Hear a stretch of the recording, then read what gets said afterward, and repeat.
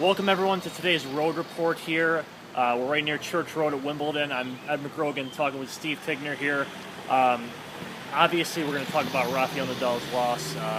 Goes down in 3 sets to Steve Darcis. You know, most of us had Nadal winning this tournament. You and I did. Just kind of your initial impressions on what just happened. I think the big thing to me was it didn't really seem like a surprise by the end of the match. After last year, when Nadal lost to Lucas Rosol, that was a big sort of an earth-shattering upset and a really good match. This was just as big an upset, maybe bigger. It was a round earlier. Darcis was ranked 135th. He'd won 6 out of 18 Grand Slam matches in his career. It was the lowest person Nadal's lost to in 7 years, lowest ranked person that Nadal's lost to in 7 years.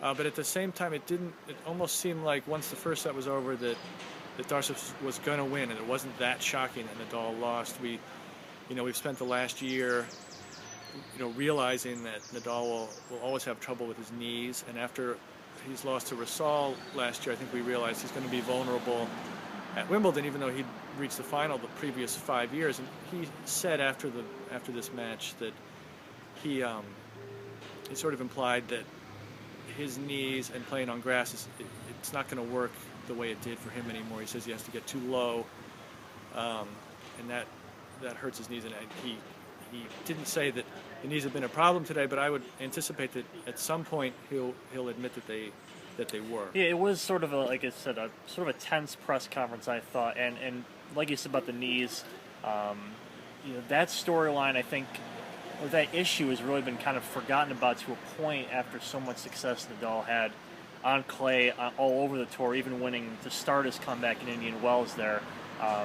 That's kind of sort of the unknown at this moment, which I think we all knew coming into Nadal's comeback this year, is just we still don't really know what effect his knees have on there. For Darcis, did you see similarities of him and Rosol in any way? I mean, Nadal in that press conference said pretty much that it was a different situation, but there was evidence of a player using a huge serve to good effect, really kind of just dictating most of the play throughout the match. What did you see about that? Yeah, Nadal said there was no comparison to last year's match, and really they're two different players. Darcis is sort of a more surprising person to beat Nadal. He's not 6 feet, he's 5'10", and he has a one-handed backhand. It's a really rare combination to beat Rafa. But other than that, I felt like Darcis moved really well, played pretty easily. He mentioned after the match that his slice it felt like that had bothered Rafa. He served really well. A big thing to me that was strange was the way Nadal reacted and played the tiebreaker, the second set tiebreaker. He had come back and he had chances. He served for the set. He had chances to win the set. Had 1 set in the points. Tiebreaker. Yep. And he didn't seem as intense about the whole thing to me. And I felt like at that point he was destined to lose the match and probably going to lose it in straight sets.